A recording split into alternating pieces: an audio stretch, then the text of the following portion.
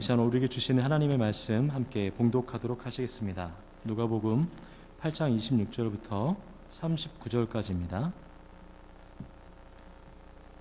누가복음 8장 26절부터 39절입니다. 같이 함께 한 목소리로 봉독하도록 하시겠습니다. 그들이 갈릴리 맞은편 거라사인의 땅에 이르러 예수께서 육지에 내리심에 그 도시 사람으로서 귀신 들린 자 하나가 예수를 만나니 그 사람은 오래 옷을 입지 아니하며 집에 거하지도 아니하고 무덤 사이에 거하는 자라. 예수를 보고 부르짖으며 그 앞에 엎드려 큰 소리로 불러 이르되 지극히 높으신 하나님의 아들 예수여, 당신이 나와 무슨 상관이 있나이까? 당신께 구하노니 나를 괴롭게 하지 마옵소서 하니, 이는 예수께서 이미 더러운 귀신을 명하사 그 사람에게서 나오라 하셨습니다. 귀신이 가끔 그 사람을 붙잡음으로 그를 쇠사슬과 고랑에 매어 지켰을 때 그 맨 것을 끊고 귀신에게 몰려 광야로 나갔더라. 예수께서 내 이름이 무엇이냐 물으신즉 이르되 군대라 하니, 이는 많은 귀신이 들렸음이라. 무적행으로 들어가라 하지 마시기를 간구하더니 마침 그곳에 많은 돼지떼가 산에서 먹고 있는지라.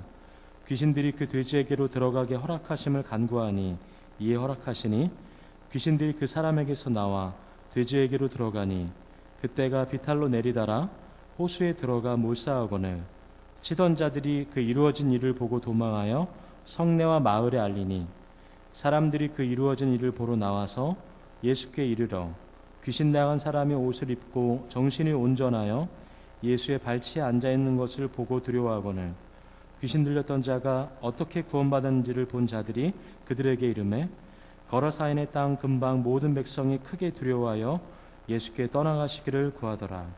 예수께서 배에 올라 돌아가실새 귀신 나간 사람이 함께 있기를 구하였으나 예수께서 그를 보내시며 이르시되 집으로 돌아가 하나님이 내게 어떻게 큰 일을 행하셨는지를 말하라 하시니, 그가 가서 예수께서 자기에게 어떻게 큰 일을 행하셨는지를 온 성내에 전파하니라. 아멘. 우리의 몸속에 있는 그 장기들이 여러 가지 있지 않습니까? 그 장기들 중에 가장 민감하게 반응하는 것이 다름 아닌 간이라고 합니다. 간. 그래서 우리가 종종 하는 표현으로 깜짝 놀라는 일을 만나면 우리가 어떻게 표현하냐면 간이 콩알만해졌다 이렇게 표현하기도 하고요. 때로는 배 밖으로 나온다 이런 표현도 합니다. 혹은 간이 퉁퉁 부었다라는 표현을 미처 여기서는 하질 못하겠고요. 아주 재밌는 표현으로 간이 부었다 이런 표현도 하기도 합니다. 또 때로는 고민하고 노심초사할 때는 애간장이 녹는다라는 표현도 하기도 하죠. 그리고 마치 이 간이 두 조각으로 이렇게 쫙 쪼개지는 것을 사실은 무엇이라고 하냐면 간절이라고 표현하는 것입니다. 간이 절단되는 것 같은 아픔이다. 그만큼 애쓰고 힘쓴다. 그것이 바로 간절이다라는 것을 제가 본 적이 있습니다. 그런 의미에서 사실 간구란 무엇일까요? 내 간이, 내 장기가 두 조각으로 쫙 쪼개질 정도로 하나님 앞에 간절히 구하는 기도, 그것이 바로 간절한 기도, 간구인 것이죠. 오늘은 특별히 간구가 들어가는 세 가지의 간구라는 제목으로 함께 말씀을 나누실 텐데, 오늘 본문에는 사실은 각각 다른 부류의 세 가지의 좀 독특한 간구를 우리가 읽은 본문에서 살펴볼 수가 있습니다. 저는 먼저 이 세 가지의 간구를 통해서 정말 주님이 나에게 원하시는 간구가 무엇인지, 또 정말 나에게 하나님께서 원하시는 하나님의 마음이 무엇인지를 이 시간 이 말씀을 통하여 그냥 흘려보내지 마시고 꼭 들으시고 하나님의 은혜를 함께 나누기를 소망하고 축복합니다. 예수님이 갈릴리 바다 건너편 거라사라는 지역으로 건너가셔서 그곳에서 굉장히 낯선 한 사람을 만납니다. 바로 귀신 들린 한 광인을 만나십니다. 거라사라는 지역은 사실 그렇게 좋은 곳은 아니었습니다. 왜냐하면 당시에 데가볼리라고 하는 로마의 통치 정책에 의해서 로마가 쉽게 이스라엘 유대를 통치하기 위해서 10개씩 묶여서 있었던 데가볼리라는 그 통치 정책 중에 하나의 도시였습니다. 특별히 이 거라사라는 곳은 무엇이냐면 이방인들의 도시였습니다. 그러니까 유대인들이 거하지 않았던 온갖 우상들과 온갖 더러운 것들이 그냥 아무렇지 않은 듯이 버젓이 성행했던 곳이 바로 거라사라는 지역이죠. 성경에서 보아 알 수 있듯이 우선 그곳의 특징은 무엇이냐면 무덤이 굉장히 많았다라는 것입니다. 거기서 누구를 만나냐면 귀신 들린 사람을 만나는 것입니다. 무덤에서 귀신 들린 사람 혹시 만나보셨습니까? 무덤에서 귀신 들린 사람을 만났기 때문에 분명 그것은 유쾌하거나 매우 좋은 경험이 아니라 분명히 으시시한 분위기였을 것입니다. 또한 그뿐 아니라 그의 몸은, 귀신 들린 자의 몸은 말씀을 통해서 보면 상처가 나 있었고요. 자기 몸을 스스로 했기 때문에 그 상처로부터 나오는 피가 끈덕끈덕하게 붙어 있어서 매우 흉측한 모습이었을 것입니다. 한번 생각해 보시죠. 공동묘지 같은 곳에서 귀신 들려서 온몸에서 피가 줄줄 나는 사람이 여러분들을 향해서 만약에 지금 오고 있다면 그만한 호러 영화가 아마 없을 것입니다. 결코 만만치 않은 상황이죠. 최악의 지역, 그 최악의 지역에서 최악의 사람을 만나게 된 것입니다. 그러나 오늘 본문의 말씀을 통해 우리가 알 수 있는 것은 무엇이냐면 그러한 상황 속에서 오히려 두려움을 느낀 쪽은 예수님이 아니라 바로 군대라는 이름의 귀신 들린 바로 그 사람이었습니다. 군대라는 말은 우리가 한 번쯤은 들어보셨겠지만 헬라어로 레기온이라는 뜻입니다. 이것은 로마의 한 군단, 약 6천 명이라는 병력을 가리키는 군단의 숫자를 의미합니다. 무슨 의미일까요? 그 한 사람 안에 마치 막달라 마리아가 7 귀신이 들어갔다라고 성경을 기록하고 있지만 7 귀신과는 비교 안 되는 어마어마한 많은 영향력 가운데에 이 사람이 휘몰려 다니고 있다라는 것을 성경은 밝히 보여주고 있는 것입니다. 귀신에게 사로잡혀 있었다는 것을 말하는 것이죠. 그러한 때에 이 귀신 들린 사람이 예수님을 만나고 그 예수님을 만난 그 자리에서 귀신 들린 그 상황에서 예수님께 무엇인가를 간구하게 됩니다. 그것이 바로 오늘 우리가 보게 되는 첫 번째 간구인데요. 그 첫 번째 간구를 통해서 하나님께서 우리에게 주시는 교훈은 한번 괜찮으시다면 한번 따라해 주시면 참 감사하겠습니다. 예수님이 진정한 왕이십니다. 여러분 믿으십니까? 우리 28절과 31절 또 32절을 제가 한번 읽어드리겠습니다. 예수를 보고 부르짖으며 그 앞에 엎드려 큰 소리로 불러 이르되 지극히 높으신 하나님의 아들 예수여 당신이 나와 무슨 상관이 있나이까 당신께 구하노니 나를 괴롭게 하지 마옵소서 하니 31절 무저갱으로 들어가라 하지 마시기를 간구하더니 32절 마침 그곳에 많은 돼지떼가 산에서 먹고 있는지라 귀신들이 그 돼지에게로 들어가게 허락하심을 간구하니 이에 허락하시니 아멘.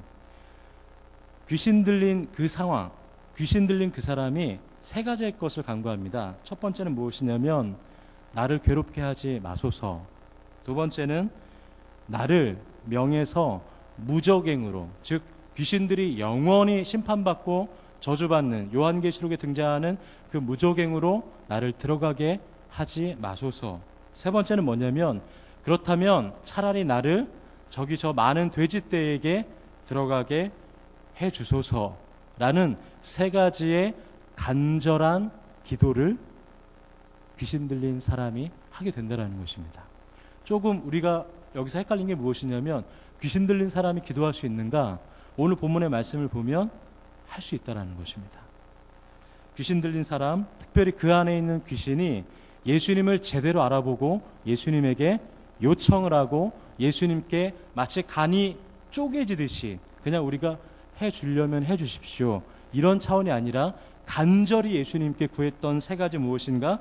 나를 괴롭게 하지 마소서, 무저갱으로 들어가라 하지 마소서, 그리고 많은 돼지떼에게 차라리 들어가게 해주시옵소서. 이 말씀은 무슨 뜻일까요? 이 첫 번째 이 간구를 통해서 우리가 생각할 수 있는 분명한 하나님의 메시지는 무엇이냐면 누가 다스리는가입니다. 누가 왕인가라는 것입니다. 귀신이 다스리는가? 귀신이 명령하는가?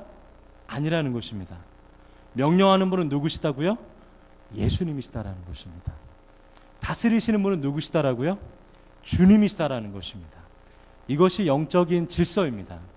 우리가 보기에 우리가 믿는 믿음이 아무것도 아닌 것처럼 느껴질 때가 있지만 우리 안에 예수님을 붙잡고 믿음으로 나가면 모든 영적인 권세들이 그 앞에 두려워 떠는 일이 오늘 말씀을 통해 분명히 있다라는 것을 성경은 우리에게 밝히 보여주시는 것입니다. 그래서 예수님이 내 안에 계시지 않습니까? 그러면 우리 가운데 있는 모든 어둠의 영들은 떠나가는 것입니다. 모든 더러운 영들은 예수의 이름으로 물러가는 것입니다. 그 예수님의 이름을 붙잡으시기를 소망하고 축복합니다. 중요한 건 무엇이냐면 그 사실을 우리는 자주 까먹는다는 것입니다. 막상 우리는 잘 모릅니다. 그러나 귀신은 그것에 대해서 먼저 알아본다라는 것입니다. 나는 잊어먹고 나는 때로는 까먹지만 영적인 존재들은 주님이 명령하시고 주님이 다스리시고 그분이 우리 아까 전에 찬양했던 것처럼 왕이시구나. 정말 그분이 우리를 통치하시고 모든 우주와 만물을 다스리시는 분이시구나. 내가 그 하나님 안에 있구나. 그분이 나의 아버지시구나. 라는 이 믿음의 간절함이 오늘 우리 가운데 있기를 소망하고 축복합니다. 귀신에게 사로잡혀서 오랫동안 옷도 입지 못하고 집에도 거하지 못하고 무덤 사이에 있던 그가 예수님을 만나자 온전한 회복을 얻게 됩니다. 사실 우리가 아주 어릴 때부터 전설의 고향이라든지 잘못된 어떤 그런 신화를 통해서 귀신에 대한 잘못된 이미지가 사실은 있습니다.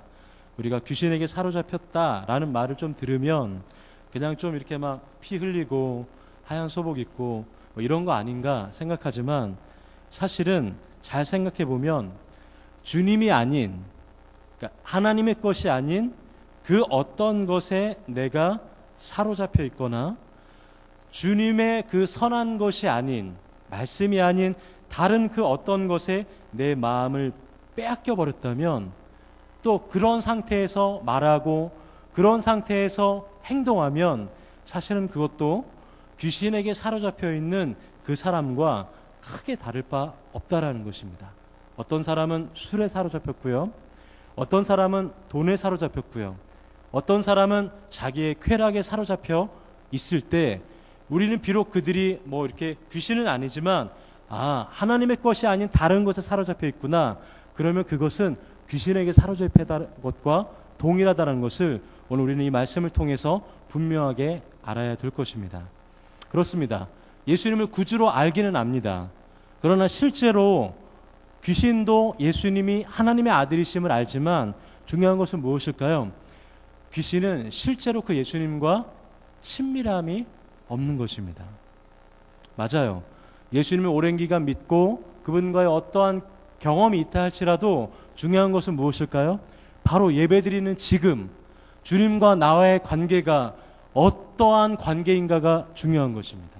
설교하는 제가 설교하는 게 중요한 게 아니라 설교하는 지금 제가 주님과 어떠한 관계 가운데서 하나님의 말씀을 붙잡고 섰느냐가 그것이 주님이 보시는 중점 사항이라는 것입니다.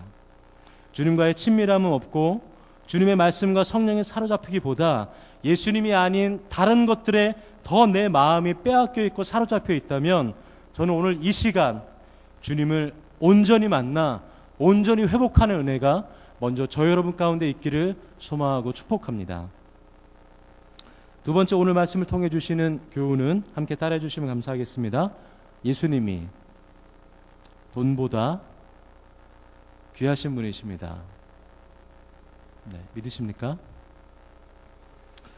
그렇게 한 사람이 온전하게 낫는 그 과정, 그 광경을 보고 그 소식을 들은 사람들이 예수님께 35절 37절에 이렇게 간구하고 있습니다. 사람들이 그 이루어진 일을 보러 나와서 예수께 이르러 귀신 나간 사람이 옷을 입고 정신이 온전하여 예수의 발치에 앉아 있는 것을 보고 두려워하거늘 37절 거라신의 땅 근방 모든 백성이 크게 두려워하여 예수께 떠나가시기를 구하더라. 예수께서 배에 올라 돌아가실세. 아멘. 예수님은 군대라는 많은 수의 귀신들이 그 귀신들의 요구에 따라서 돼지떼에게로 옮겨가는 것을 허락하십니다. 아주 재밌는 사실은 본문이 아닌가 생각이 듭니다. 같은 내용이 담겨져 있는 평행 본문인 마가복음 5장 13절을 보시면 그 돼지떼들의 수가 이렇게 기록되어 있습니다. 거의 약 2,000마리라고 기록하고 있습니다. 이방인들이 생업으로 키우던 돼지였기 때문에 한편으로는 왜 예수님이 그러한 어마어마한 물질적인 피해를 일으키셨을까? 그런 것들을 분명히 아셨을 텐데 왜 그거를 감수하면서 그런 일을 하셨을까라는 궁금증도 드는 본문인 것입니다. 그러한 사건을 전해들은 사람들이 반응하는 것이 바로 35절에 무엇이냐면 두려워하거늘 이라는 표현입니다. 두려워한다라는 것입니다. 근데 이 35절에 두려워한다라는 이것은 무엇이냐면요, 예수님을 하나님의 아들로 믿는 경외감으로 인해서 어떻게 하는 겁니까? 두렵다, 거룩한 분이시구나, 귀신이 떠나가고 정말 하나님의 아들이시는구나 하면서 주님 앞에 거룩한 경외감으로 두려워하는 그 두려움이고요. 37절에 나오는 두려움은 좀 색깔이 다릅니다. 그 두려움은 무엇이냐면 먹고 사는 것의 두려움입니다. 왜냐하면 예수님이 그렇게 귀신 들린 사람을 사실은 한 사람 고치는데 2,000마리 들었다면 한번 생각해 보십시오. 한 대여섯 사람만 고치면 뭐 어마어마한 물질적인 피해를 그 거라사인들이 어떻게 해요? 당하는 거지 않습니까? 그러다 보니까 금세 머릿속에 계산기가 두드려지는 것입니다. 안 되겠다. 이렇게 하면 우리 몽땅 망해버리겠다. 손해보겠다. 그래서 자신들의 손해볼 것이 이미 순식간에 계산이 되자 어떻게 해요? 주님에게 어떻게 간구합니까? 간절히 어떻게 간구하냐면 주님, 떠나주십시오. 예수님, 이 사람 고치는 거 좋은데 떠나주십시오. 이렇게 간구하는 것입니다. 제가 이 말씀을 묵상하면서 처음 든 제 생각에는 그와 같이 주님의 능력을 사실은 직접 봤다면 정말 실제로 우리 앞에서 주님이 그러한 놀라운 기적과 능력을 베푸신다면 오히려 그 주님을 우리와 함께 해주십시오라고 말할 법도 한데 이상하죠? 그들은 주님에게 떠나달라고 간구하는 것입니다. 간절히 구하는 것입니다. 왜 그럴까요? 주님이 부담스럽기 때문입니다. 예수님이 좋긴 좋은데 실제로 예수님이 예수님으로 다가오니까 내가 손해를 볼까봐 어떻게 해요? 주님을 멀리하고 멀리하는 것뿐만 아니라 그분을 배척하는 것입니다. 즉 자신의 돈줄이었던 돼지를 잃어버리자 주님이 주님으로 보이는 것입니까? 아닙니다. 주님은 그때부터 더 이상 주님이 아니고 나에게 손해를 입히는 방해물로밖에 안 보이는 것입니다. 자신들에게 닥친 손해로 인해서 생명의 주인이시고 능력의 주인 되신 그 예수님을 어떻게 해요? 떠나가 달라고 간구하는 것입니다. 그렇습니다. 여러분, 오늘 우리의 믿음은 사실 어디에서 나올까요? 여러분, 예배 드릴 때 우리의 이 믿음이 이렇게 입증되기가 쉽지 않습니다. 왜냐하면 다들 예배를 너무 잘 드리시기 때문이죠. 우리의 믿음은 오히려 요한 웨슬레가 말했던 것처럼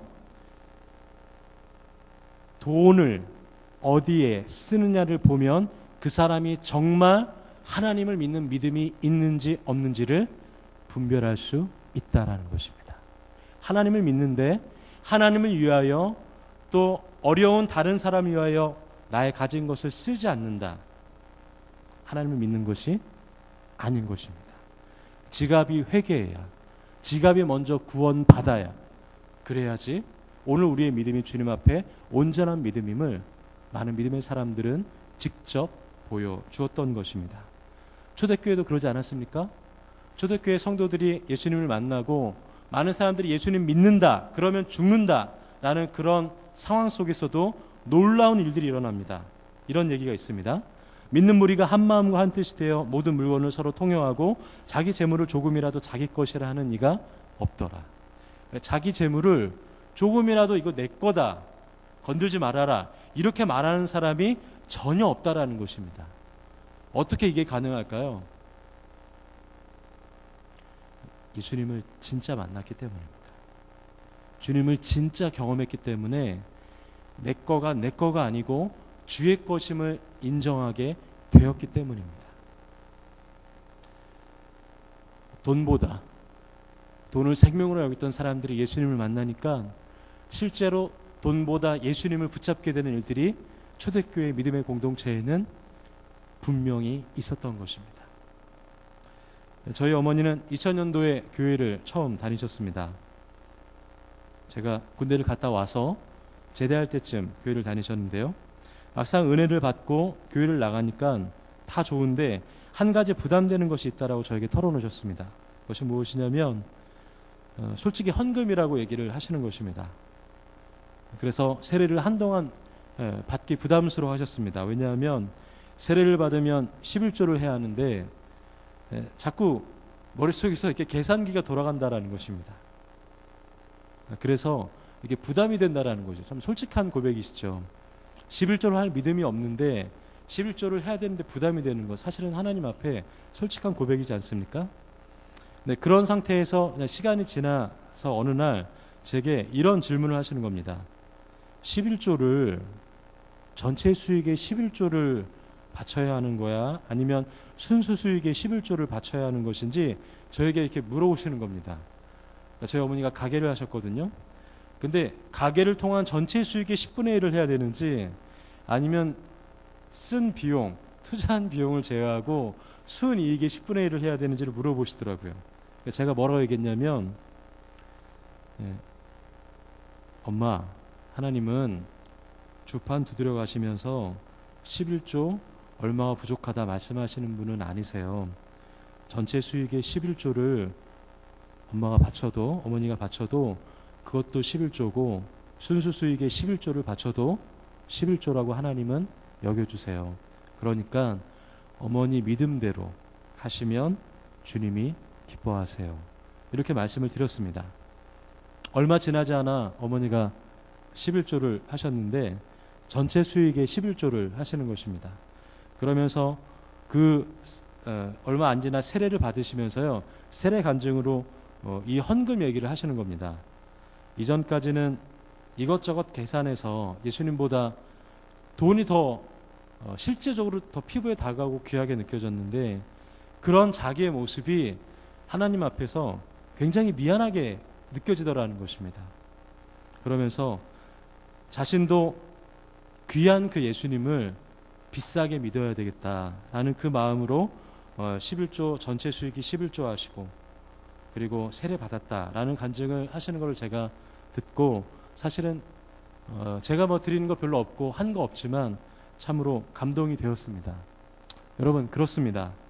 돈보다 예수님을 더 귀하게 여기는 믿음, 돈보다 예수님이 더 귀하다라고 믿음으로 고백하는 그 믿음이, 그 은혜가 오늘 저 여러분에게 있기를 소망하고 축복합니다. 마지막으로 오늘 우리에게 주시는 세 번째 교훈은 따라해 주시면 감사하겠습니다. 예수님은 온전한 회복을 주시는 분이십니다. 38절과 39절을 보시면요, 귀신 나간 사람이 함께 있기를 구하였으나 예수께서 그를 보내시며 이르시되 집으로 돌아가 하나님이 내게 어떻게 큰 일을 행하셨는지를 말하라 하시니 그가 가서 예수에게 자기에게 어떻게 큰 일을 행하셨는지를 온 성내에 전파하니라. 아멘. 귀신 들린 사람이 온전한 사람이 되었습니다. 참 기쁜 일이죠. 근데 이 사람이 한 가지의 간구를 바로 합니다. 간절한 기도를 어떻게 하냐면요, 예수님, 저 주님과 함께 있고 싶습니다. 이런 간구를 하는 것입니다. 마치 7 귀신 나간 막달라 마리아가 주님의 발 앞에 자기의 모든 것을 깨뜨렸던 것처럼 아마 그와 같은 마음이지 않나 생각이 듭니다. 너무 선한 일이죠. 너무나 귀한 일이지 않습니까? 그런데 좀 이상한 것은 무엇이냐면 예수님이 그 간절한 요청, 그 선한 요청이라고 여겨지는 그 기도의 제목은 예수님이 들어주지 않으신다라는 것입니다. 앞선 두 개의 다른 간구는 예수님이 어떻게 하십니까? 한마디의 어떤 대꾸도 없으시고 바로 그 자리에서 즉시 들어주십니다. 귀신들의 간구, 괴롭히지 말고 무적기는 넣지 말고 돼지떼로 들어가게 해주십시오. 간구했더니 어떻게 합니까?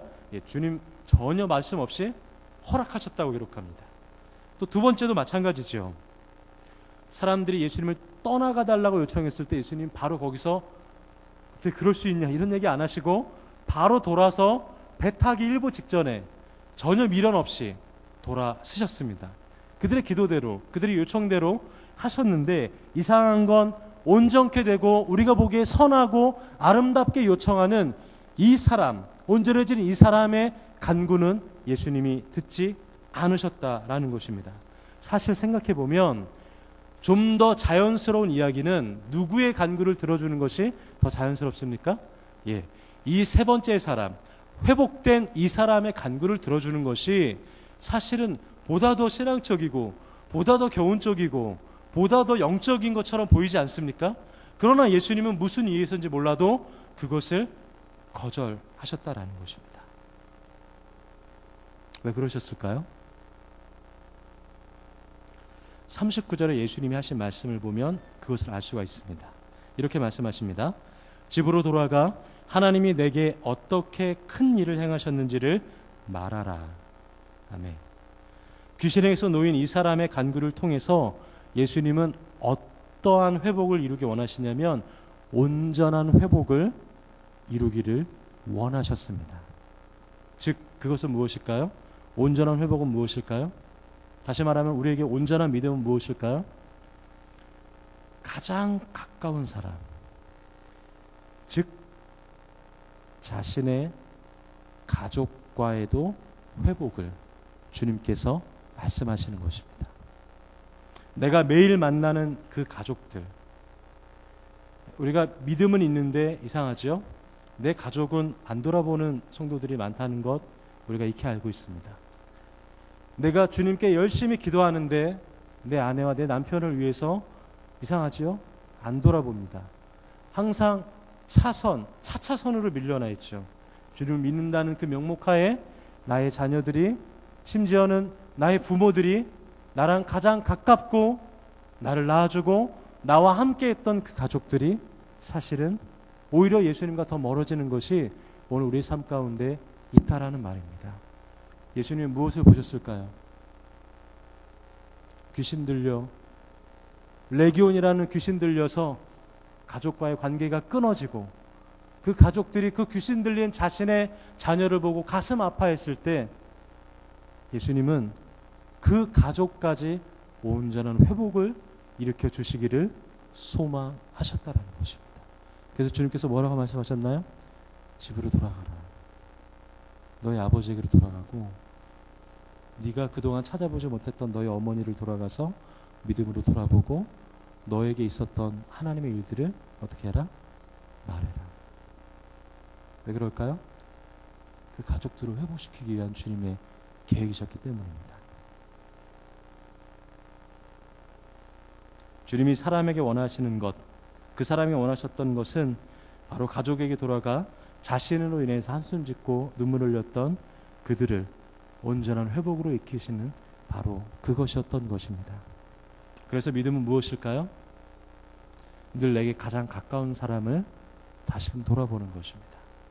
어쩌면 이 사람은 수많은 12제자처럼 사도들처럼 금을 다 버리고 자기 것들 다 버리고 주님, 제가 주님 따라가는 큰 일 할게요, 영혼을 구원할게요 라는 큰 포부가 생겨서 주님 앞에 엎드렸을지도 모릅니다. 그러나 주님은 뭐라고 말씀하시나요? 그거 아니다. 너는 집으로 돌아가라라고 말씀하십니다. 늘 내게 가장 가까운 사람, 늘 내가 오늘도 만나는 사람, 나의 친구들, 바로 그 사람이 나와 함께 내가 돌아가서 믿음으로 회복해야 할 사람이다라는 것을 예수님은 말씀해 주시는 것입니다. 여러분, 이러한 가족을 돌보는 그 믿음이, 또 여러분들의 친구를 돌보는 그 믿음이, 여러분들의 그 가장 가까운 이웃을 돌보는 그 시선과 그 믿음이 오늘 여러분 가운데 지금 있으십니까? 저는 오늘 말씀을 마무리하면서 마지막 세 번째 간구처럼 비록 내 뜻과 내 생각처럼 예수님이 응답하시지는 않았지만 혹은 겉으로 볼 때에 주님께 분명히 간절히 원했지만 거절당하는 것처럼 보이는 순간에도 그것이 주님의 응답이구나. 내가 원하는 것과 하나님이 생각하시는 데는 차이가 있구나 라는 그러한 새로운 믿음이 오늘 예배하는 저 여러분 가운데 있기를 소망하고 축복합니다. 여러분, 예수님을 진정한 왕으로 고백하십니까? 거라사의 말사람들처럼 눈앞에서 기적과 경험을 받지만 막상 내 소유가 손해를 보고 내 돈줄이 끊기는 것 같을 때에 주님 떠나가 달라고 혹시 그렇게 주님 앞에 등 돌려본 적 없으십니까? 나의 가장 가까운 가족과 친구들을 내가 주님 믿는다는 명목하에 혹시 그냥 그대로 방치하거나 차차선으로 멀리 그냥 떠내려가게 내버려 두지는 않으셨습니까? 오늘 주님께서는 말씀하십니다. 다시 온전한 회복을 일으켜 주신다라는 것입니다. 저는 이 시간 그렇게 주님이 우리를 만나주시고 믿음으로 주님 앞에 나아갈 때 우리를 온전히 새롭게 회복하시는 은혜가 저 여러분 가운데 있기를 소망하고 축복합니다. 이 시간 함께 말씀 붙잡고 함께 기도하도록 하겠습니다.